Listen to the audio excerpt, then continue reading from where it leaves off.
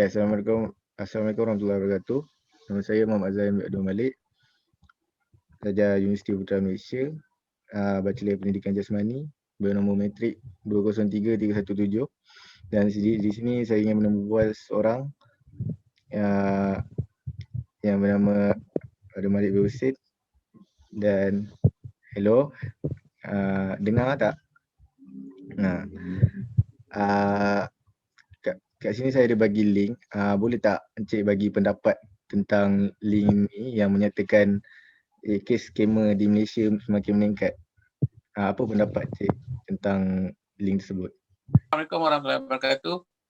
Okey,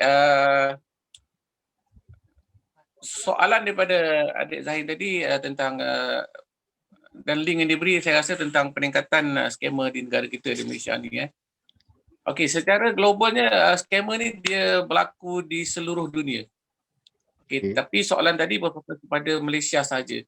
So Malaysia pun setakat ni daripada pengamatan saya sebagai warga negara dan rakyat Malaysia yang dah pun pernah terkena skamer ini, saya dapati skamer ini dia dalam pelbagai rupa dan dia pelbagai bentuk. Dan kebanyakannya dia melibatkan keuangan. Keuangan pendapatan kita digunakan secara tanpa sedar. Mereka boleh menyerap masuk ke dalam saluran-saluran talian perbankan kita dan dia amat mengganggu kita punya secara individu, secara berkumpulan dan dia malah amat berbahaya kepada negara kita. Dan malah negara kita juga dijadikan sebagai pusat skamer yang saya kira sebagai antarabangsa. Walaupun mangsa itu diberitakan ialah mangsa daripada negara China, tapi negara kita tidak terlepas. Cuma yang peliknya bagaimana mereka dapat maklumat daripada tak tahu pada mana pelbagai sumber yang mereka boleh mengakses kita punya nombor telefon, mereka boleh akses alamat kita, kad pengenalan dan sebagainya. Jadi kebocoran maklumat itu masih berlaku dan tetap berlaku di negara kita. So bagaimana maklumat itu boleh bocor dan bagaimana ia boleh berlaku? Dan sekarang negara kita memanglah ada Akta Perlindungan Privasi dalam setiap data dan maklumat kita. Tapi dia still berlaku. Dia still berlaku mungkin disebabkan oleh kecuaian kita mendaftar diri kita di mana-mana peraduan, di mana-mana lokasi yang menawarkan perkhidmatan kad kredit dan sebagainya, yang menawarkan kita membuat permohonan dan akhirnya tanpa sedar data kita digunakan. Okey. Itu pendapat awal saya lah tentang apa yang berlaku di negara kita. Kalau nak dirumuskan, sebagaimana peningkatan lain-lain perkara, peningkatan dari segi kemajuan negara, peningkatan dari segi bilangan penduduk, skamer ni juga dia terus meningkat dan meningkat dan meningkat. Cuma peranan MMC, peranan pihak-pihak pemegang taruh yang berkenaan, peranan pemimpin-pemimpin bagaimana untuk menyekat dan mengatasi skamer ini sendiri. Itu lebih pentinglah. Dan kita sebagai individu, saya dapat merumuskan bahawa kita perlu lebih berhati-hati. Kita perlu menggunakan pelbagai sumber yang ada, termasuk mengesan panggilan-panggilan yang masuk. Adakah panggilan itu merupakan skamer dan sebagainya. Dan jangan mudah panik dengan panggilan telefon yang menyatakan sejumlah wang telah dikeluarkan, kad kredit kita telah digunakan di mana-mana negara atau di mana-mana negeri dan menimbulkan mereka akan cuba menimbulkan suasana panik dan mereka menggunakan bank negara sebagai dia punya sandaran dia.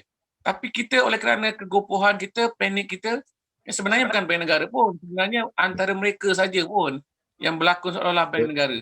Tapi dipikirkan kadang-kadang macam kita bagai terpukau. Kita pelik 6.30 petang bank negara masih beroperasi. Jadi itu pun kita kadang-kadang terlepas pandang. Dan kita katakan bahawa kenapa tak tanya nama ibu? Dia kata sekarang dah tak perlu nama ibu lagi. Jadi itu pun kita macam sedar tak sedar. Mereka cuba memanipulasi fikiran kita tanpa kita sedar. Tapi kalau kita fikir balik, kita layan dia betul-betul dan data tu mereka ada. Kita tipulah nombor kad kredit kita, nombor IC. Dia tahu kita tipu data. Dan akhirnya bila kita kata, you bohong lah, you tipu lah, dan akhirnya dia kata, saya pun tahu Encik bohong. Jadi dia pun sebenarnya dia tahu kita bohong ke tak bohong. Sebab data tu ada pada mereka. Jadi perlindungan data peribadi itu amat penting lah. Walaupun kerajaan telah memperkenalkan data perlindungan peribadi, tapi kita individu ni perlu berhati-hati dan lebih berwaspada pada setiap masa. Itu saja. Terima kasih. Okey, Cik. Encik Khalid, soalan terakhir, apakah nasihat untuk rakyat agar mereka tidak kena skema ini dengan lebih banyak lagi? Okey, pertama nasihat saya ialah tadilah, pertama be careful lah, berhati-hati. Pastikan setiap panggilan itu adalah panggilan yang sebenarnya. Contohnya lah, kita tak bayar kad kredit, terlewat sedikit dan ada panggilan masuk daripada bank yang kita langgan, kad kredit berkenaan. So pastikan nombor telefon itu adalah nombor telefon yang sebenar. Dan bila kita menerima panggilan pula, pastikan panggilan itu panggilan yang sebenar-benarnya sepatut kita terima. Contohnya tiba-tiba ada panggilan daripada pihak polis PDRM yang menyatakan ada saman dan sebagainya. Kalau kita fikir secara tenang, pihak polis tidak akan menelefon kita tentang saman. Mereka akan hantar surat. Dan mereka kata mereka akan salurkan kepada talian lain untuk maklumat lanjut. Dan di situlah dia akan memanipulate fikiran kita. Sebab mereka memang dilatih sebegitu. Jadi perkataan saya, nasihat saya ialah berhati-hati. Perkataan lain, berwaspada. Perkataan dalam bahasa Inggeris, be careful. So, itu nasihat saya yang utama sekali kepada seluruh rakyat Malaysia. Kita jangan bagi peluang, jangan bagi ruang kepada mereka dan lindungilah data peribadi kita setiap masa. Baik. Okey, itu saja. Terima kasih atas pendapat Encik. Semoga kita dijauhkan daripada kes-kes ni pada satu hari nanti. InsyaAllah.